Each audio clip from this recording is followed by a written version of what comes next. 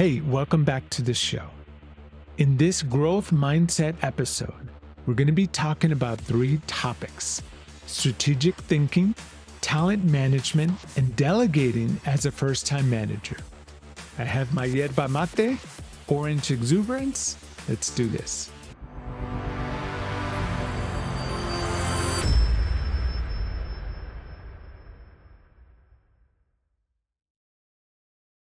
So the first article from Harvard Business Review is entitled, "The Art of Asking Smarter Questions. These 5 techniques can drive great strategic decision-making." So the situation: organizations are facing increased urgency and uncertainty in this day and age. They need the ability to start asking smarter questions but lack formal training. So why is this so challenging? Managers' expertise often blinds them to new ideas. Your professional success and deep experience may actually affect your problem-solving ideas. More on this later. The article provides a remedy by asking strategic questions grouped into 5 domains. The first, investigative. What's new? You need to ask yourself what you or your team want to achieve and what you need to learn to do so. Imagine you're explaining something to a kid and they keep on asking you why. It's exactly the same thing, but less annoying. This technique helps you dig deeper and not stop at superficial answers. The second one, speculative or what if. Speculative questions help you consider the problem more broadly. This helps us overcome limiting assumptions and jump-starting that creative problem solving. The third one, now what? By asking, how can we get it done? How will we measure progress? This helps you identify key metrics and develop milestones and potential bottlenecks. This is where strong program management skills and great communication skills will keep you moving forward. The fourth one, interpretive. Or so what? Think of this as sense-making questions. It enables you to continually redefine the core issues to go beneath the surface and ask, what is this problem really about? These types of questions provide the momentum to move from one mode of inquiry to another, and they convert information into actionable insights. And the last one is subjective. What's unsaid? This is all about looking outward and how will we make sense of our new service or products. You need to take the emotional aspect into account. Let's take a look at an example I created through a set of questions within the context of cybersecurity and specifically ransomware. So we take investigative questions. What happens if ransomware continues? Number 2, speculative. What opportunities or risks do we need to be concerned about when it comes to ransomware? Deductive. What does that imply for scaling up our defenses? Interpretive. Why are ransomware attacks so frequent? What are we as defenders doing that is increasing or decreasing ransomware? Subjective. If we are impacted by ransomware, will our customers and people's personal lives be affected?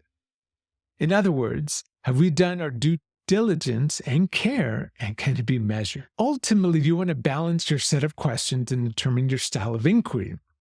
And something that really got me thinking about this article are 2 books. The first one is Think Again by Adam Grant, where he talks about tapping into the power of knowing and what you don't know. He wants us to rethink and unlearn what we've learned. Sounds a little bit like Yoda. He categorizes people into 3 personas. First, the preacher who defends their most powerful beliefs. The prosecutor who proves the other side is wrong. This is definitely happening all over this country. And the last one, the politician who is campaigning for approval of our cherished beliefs. He proposes that we need to be more like a scientist who are searching for the truth. I'm just at the beginning of the book, but it has similar concepts to this article. The second book is something I've been talking about a lot on LinkedIn, Creativity Inc. by Ed Catmull. In the chapter called Hidden, Ed talks about how smart people or companies do stupid things. We can cite hubris, short-term solutions, but Ed posits that the problem is deeper than that. Leaders were not attuned to the fact that there were problems they could not see. They were not aware of blind spots, and they assumed that problems did not exist. Again, something very similar to this article. We need to be more inquisitive and go beyond the superficial questions and be more like scientists collecting data. In the end, you need to explore critical areas with a diverse team so you can surface key information, insights, and options you might otherwise have missed. The second article is about talent management. The article is titled, Highly Skilled Professionals Want Your Work, but Not Your Job. Freelancers are in huge demand today, and they know it. It's time for new rules of engagement. This article really resonated with me because cybersecurity job market is extremely tough and believe it's contracting. During the past year, I've met dozens of people that are choosing to go the freelancer route. The challenge, with the influx of freelancers choosing to be their own bosses, companies are struggling to recruit and retain top talent. Implications. A new model is developing where you're mixing in-house or full-time employees with freelance talent into an interesting hybrid. Managers need to be cognizant of how to manage these disparate groups. But first, I have a question. Why are freelancers more prevalent now, or at least it seems like they are? Could be the economy, tough job market, could be playing a part. But more flexibility, short bursts of high-intensity work, and then period of tranquility. But the ability to work anywhere, as long as the need is there, is very attractive for some. And I would argue freelancers also like the autonomy, the variety of different roles. They can work on a 3-month contract and pivot to something else, totally different. Tell me when the last time you were able to do that working at your company. So how do managers effectively lead within this new dynamic work? How do you get freelancers to embrace the culture like they're full-time employees? Or is that even a requirement? What are freelancers' roles and responsibilities during a crisis? Will full-time team members feel annoyed when they don't contribute during crisis? I would argue you can't manage them the same way as temp or contract workers who are typically hired for staff augmentation. Freelancers are hired to drive innovation or advisory services based on their skill set and experience. So the article talks about a new blended approach. First thing is provide the same culture training to everyone. I don't know how I feel about this. You're paying for their time, and if the freelancer is there for less than 6 months, I personally believe you're wasting money on that cultural training. Number 2, keep all institutional knowledge in-house. The last thing you want is an experienced, skilled professional delivering on a key project and then leaving without passing that knowledge down to the full-time employees or part of your team. To mitigate this, you have to have your full-time employees shadow them and be co-participants of the deliverables.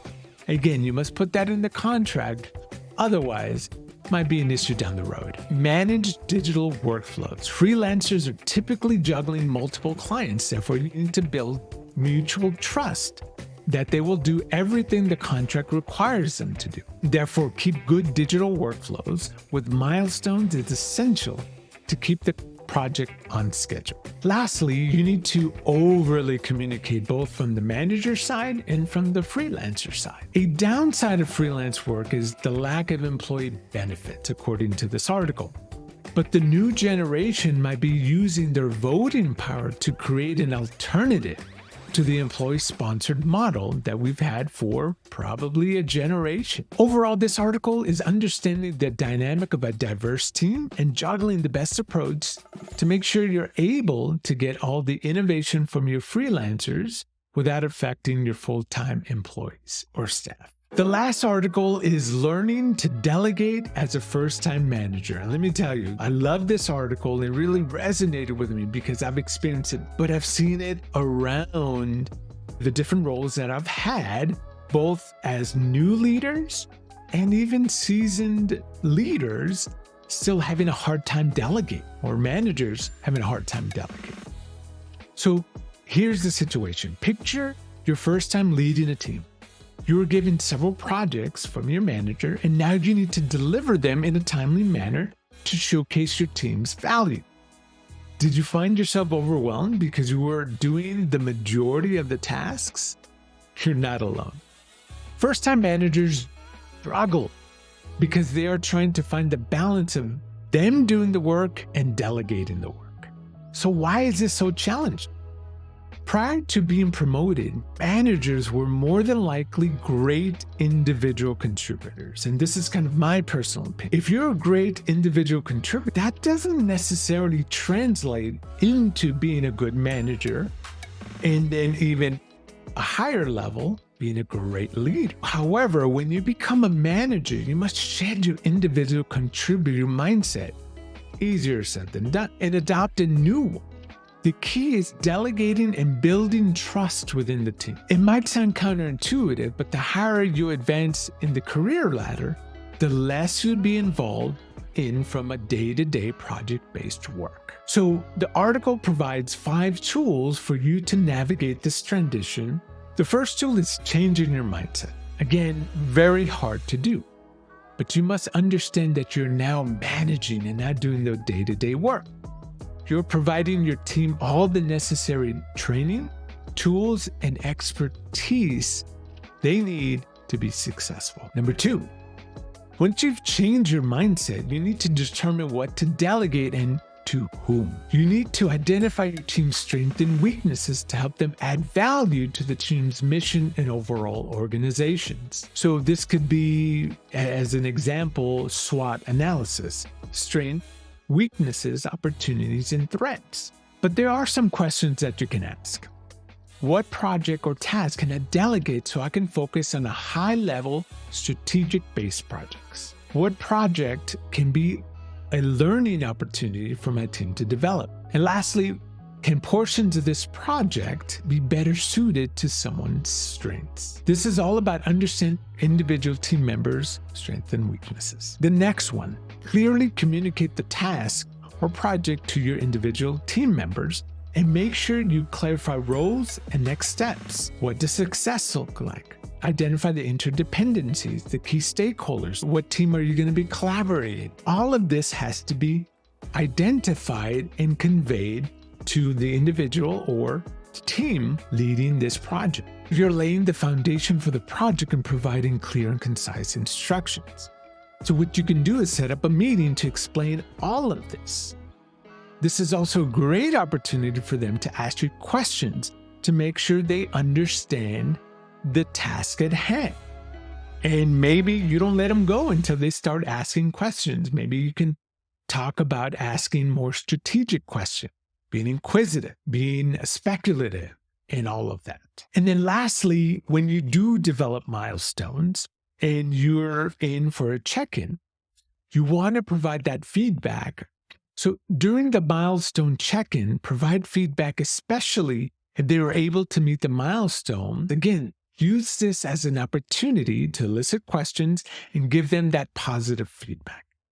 And lastly, you just want to review and reflect after the project is done. You need to provide feedback and have candor and identify the weaknesses, but frame it in a way that it's not going to belittle them. It's not going to shame them, but failure is a good thing. And I know that might be hard to really understand or even grasp, but when failure happens in a, I guess I would argue, maybe just in office standpoint or in a work environment, if failure happens and doesn't hurt anybody, it doesn't harm anyone. But if it happens in a welcoming environment, then the individual who failed or the team that failed is going to learn so much more. That concludes this episode. Thank you again for watching. If you liked this video, please hit the like button, subscribe, and share. If you have ideas for future growth mindset episodes, please reach out. Maybe I can start dissecting podcasts or books that I've read. The next guest episode will be in 2 weeks. You can watch or listen on YouTube or your favorite podcast platforms. Until next time.